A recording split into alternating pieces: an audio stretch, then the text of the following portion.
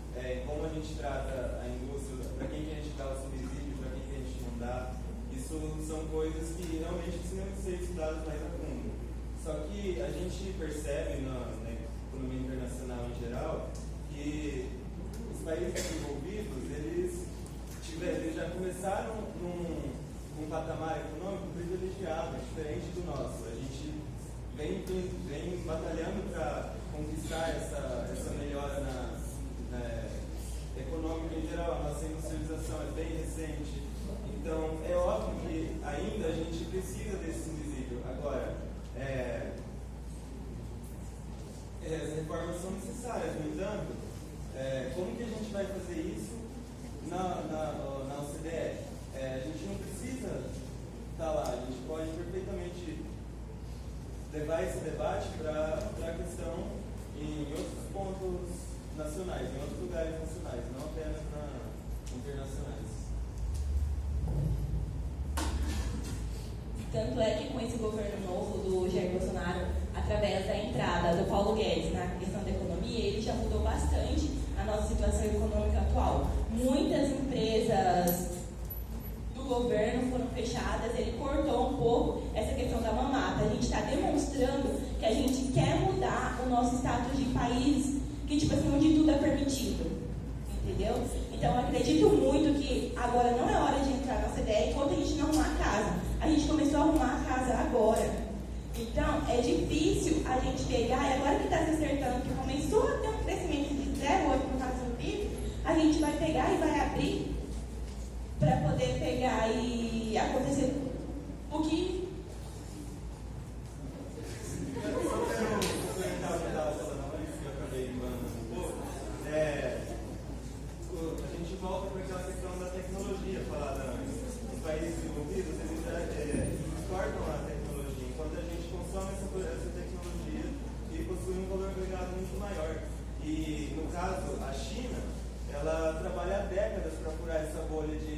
de país em desenvolvimento para chegar no desenvolvido. Agora que ela chegou num patamar de destaque mundial. Então é um trabalho que realmente é árduo, e eles têm milhões de pessoas, a gente tem só 200 milhões para conseguir fazer isso.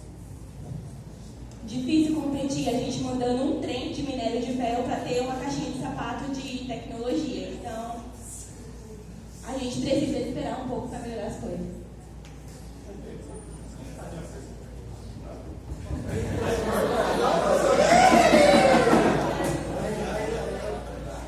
Tá, nesse caso vai ser o seguinte, então. Primeiramente... Sim, calma, deixa eu explicar. Primeiramente, então, vocês fazem a pergunta, tá? Vamos mudar um pouquinho. Vocês vamos forçar o cérebro de vocês. Por conta do tempo e do horário, que tem mais a sessão, vai ter a pergunta do professor, vocês vão ter, cada um de vocês vai ter 1 minuto e meio, a pergunta adicional então da sessão, tá bom? Vocês têm 1 minuto para responder agora, o professor vai fazer a pergunta para o outro time, então, no caso, vai ter 1 minuto e meio, e aí a gente vai achar alguém para fazer uma pergunta para vocês 1 minuto e meio também. Pode ser assim? É? E aí acabou. Vai ter uma pergunta de cada equipe depois no próximo. Beleza. Já chama os dois para fazer a pergunta. Comentário.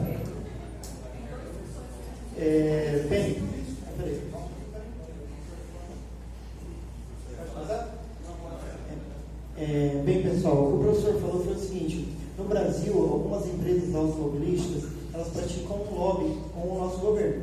O que acontece? Os caras, para apoiar uma indústria, para gerar emprego e tudo mais, os caras chegam lá e falam o seguinte: eu só vou colocar uma empresa aí se eu tiver subsídio.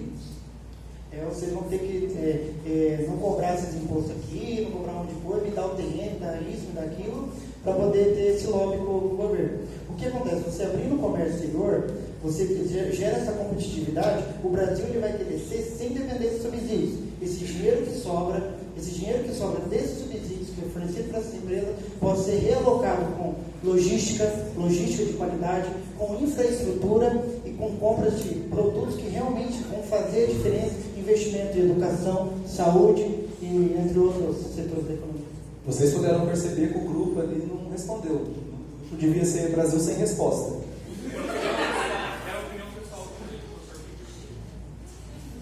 Rapidinho.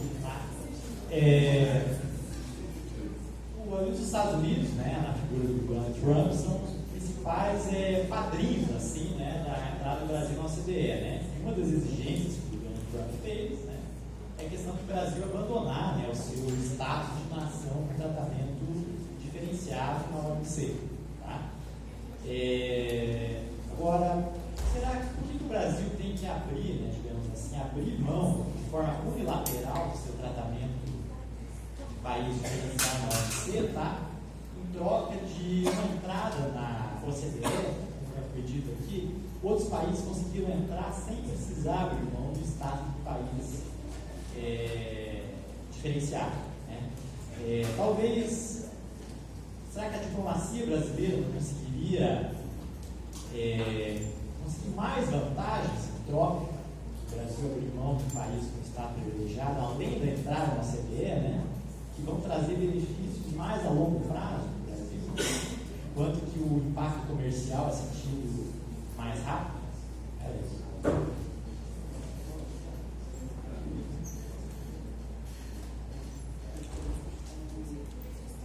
Bem, pessoal, uma pergunta interessante até.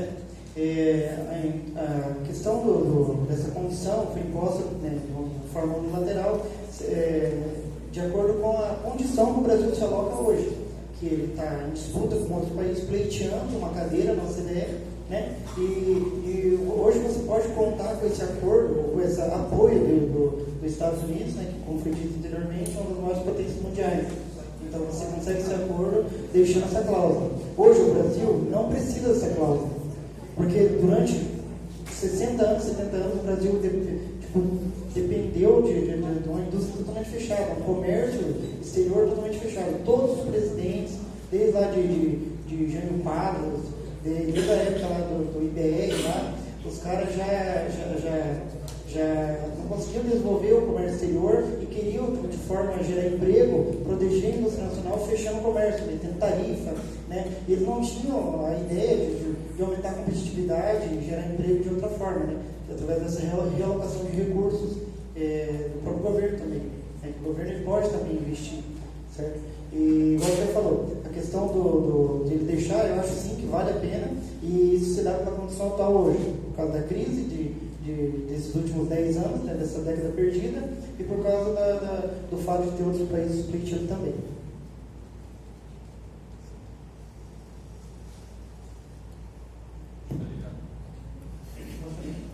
Só queria fazer uma pergunta para os dois grupos. Em termos que foi discutido até agora da importância de entrar no CDE, da importância de ter abertura econômica maior. Segura isso aí, o Fred vai fazer uma pergunta. Esses dois, tá? A gente vai fazer todinho, mas resolver uma mais rápida. Deixa eu fazer a pergunta e daí vocês dois podem resolver, tá? É 1 minuto de cada um que responde, tá? 1 minuto só sem se comentar. Gente, a minha questão é a seguinte. Eu vejo da seguinte forma. Essa questão, por exemplo, dos Estados Unidos não querer, na verdade, que o Brasil aceitando entrar na OCDE, quer dizer, aceitando entrar na OCDE, ele sai da cláusula de barreira da OMC. Eu vejo da seguinte forma. O Brasil, ele é, em termos de extensão territorial, o quinto maior país do mundo. Em termos de população, ele é o quinto maior país de população. Tá? Então, se a gente avaliar, por exemplo, a teoria de que a renda é determinada basicamente por capital e trabalho, nós temos claramente a possibilidade de expansão da renda do Brasil a nível assim, muito acima de qualquer outro país que nós discutimos que tem interesse em entrar no CDE. Tá? Se a gente falar de Colômbia, México, Lituânia e tudo mais, não vai ter realmente a mesma proporção. Será que, na verdade, a ideia, na verdade, do Trump, de querer que o Brasil entrando, ele saia, né, da cláusula de barreira, ele não tem realmente essa percepção, no sentido de que se o Brasil realmente tiver esse choque de produtividade, que é, na verdade, o que vocês estão afirmando, nós não teríamos realmente um crescimento muito acima do padrão dos outros países, em função do estoque de capital que a gente já tem caracterizado pela quantidade de recursos e ao mesmo tempo populacional. Será que a afirmação dele é essa, ou simplesmente é uma forma de engrupir, vamos colocar assim, a economia brasileira e reduzir, trazer com que a gente realmente tenha um crescimento vivo durante vários anos? Qual que é a ideia? Bem,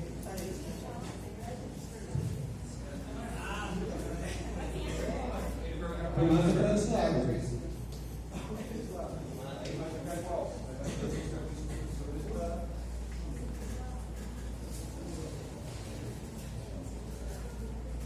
Bom, em primeiro lugar, essa questão, os Estados Unidos não é um país muito de pensar nos outros. Tanto é que o Donald Trump está querendo fechar para fazer uma coisa mais protecionista. Entendeu? Ele está sendo muito contraditório nisso. Querer que a gente entre na OCDE e ele está fechando o mercado interno dele. É uma coisa bem confusa. E outra coisa, se a gente pegar e entrar na OCDE, a gente vai ter o nosso maior competidor nos produtos agrícolas.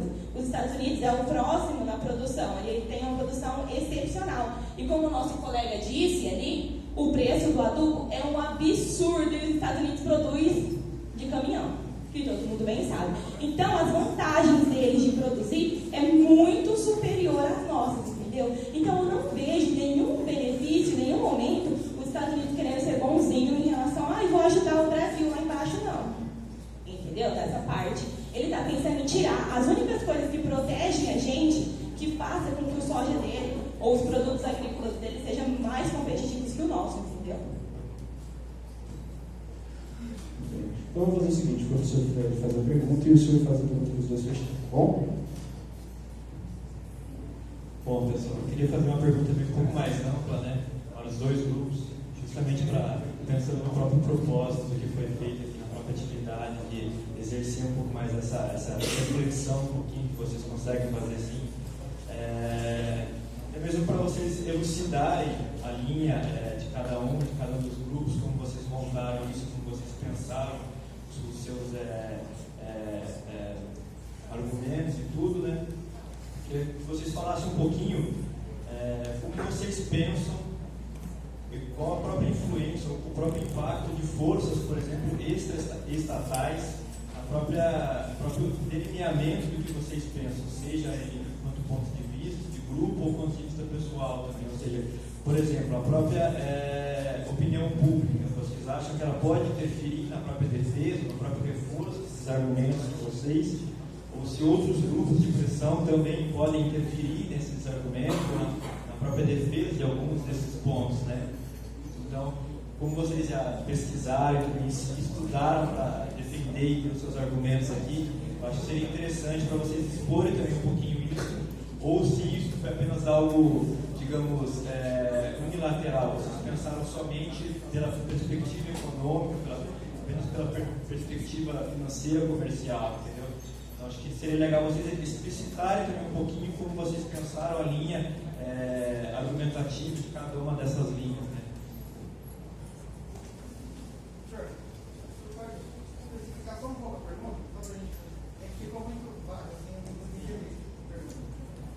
Até que ponto, então, a opinião pública ou outras forças extraestatais podem interferir na defesa desses seus argumentos que vocês defendiam, que vocês estão delimitando aqui?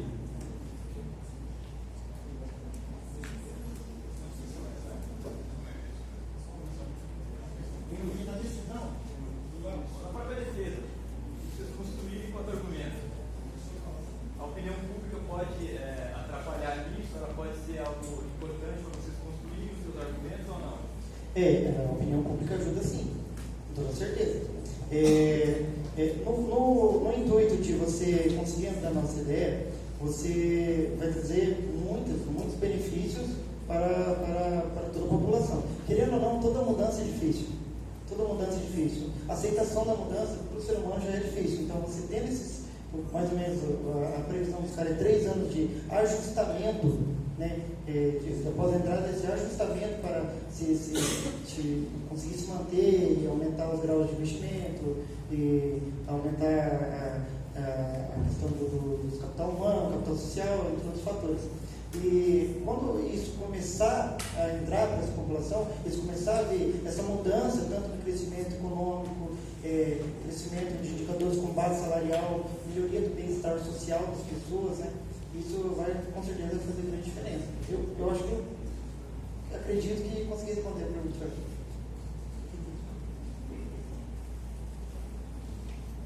Bom, quem pode corroborar com a nossa opinião são os agricultores que estão torcendo para não entrada do soja, dos produtos dos Estados Unidos, para competir com o nosso. Todos aqueles que dependem dos empregos, os pais de família que dependem dos seus salários mínimos, dos seus empregos, das indústrias que, segundo eles, estão falindo o nosso mercado, eles estão corroborando para poder trazer alimento para dentro das suas casas, entendeu? Eles estão precisando disso para poder sobreviver no momento. Isso que ela falou tem muita força, porque a todo momento você fala que vai aumentar o consumo, vai aumentar a renda, mas como que vai fazer tudo isso se não vai ter emprego? Então, a grande maioria da classe trabalhadora é contra a entrada na OCDE, por conta desse enfraquecimento da indústria nacional.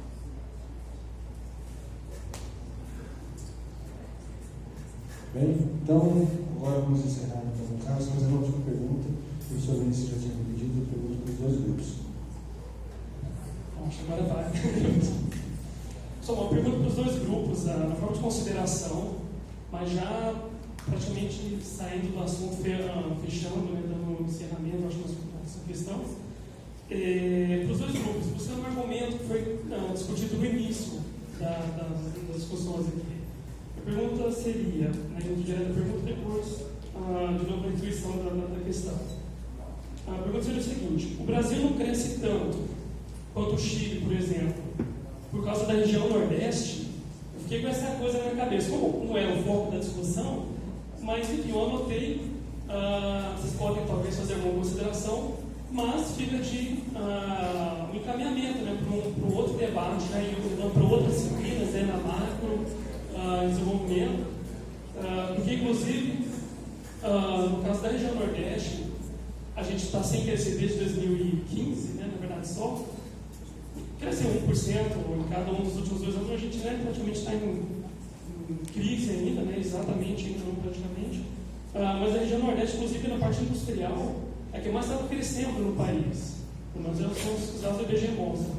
Então, só essa questão, depende se algum grupo quiser fazer alguma consideração a respeito dessa pergunta,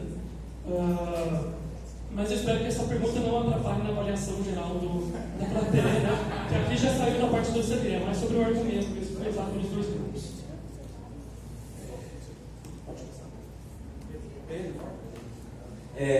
Então, outro grupo falou que a culpa do Brasil não crescer era do Nordeste. Então, é fácil colocar a culpa do Nordeste e falar, o Nordeste, mas por que não assume e fala a culpa do Brasil? A culpa não é do Nordeste, a culpa é do Brasil por não crescer. Não foi o Nordeste que decidiu tomar essas políticas, não foi o Nordeste que decidiu fazer essa política fiscal e a monetária expansionista e a fiscal. E a questão que foi colocada na parte do Nordeste foi sobre a questão da tecnologia e investimento na região. Foi feito por Douglas North na época, junto com o Celso Furtado, porque o Celso Furtado apoiava a colocação do parque industrial lá, parte de desenvolvimento tecnológico, na verdade. E ele falou, não cabível isso. Por que em vez de investir aqui, não investir em outra área, onde realmente pode dar lucro e pode funcionar? Pessoal, isso não tem relação com o Nordeste, e sim com a questão do progresso tecnológico dele, não com o Nordeste.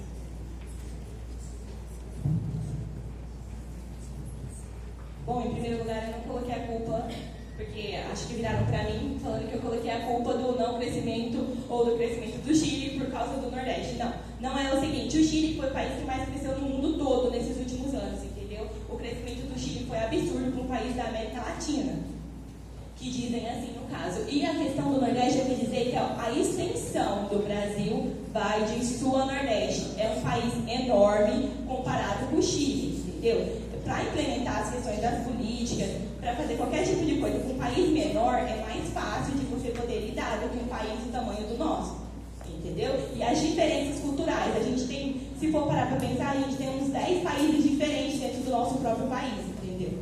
Creio eu que é isso. Então eu vou fazer a complementação, que o professor Luciano pediu, já tentou um pouquinho responder o professor, né? Aquilo que me couber. Eu acredito que necessariamente, claro, o Brasil é um país enorme, gigantesco, né?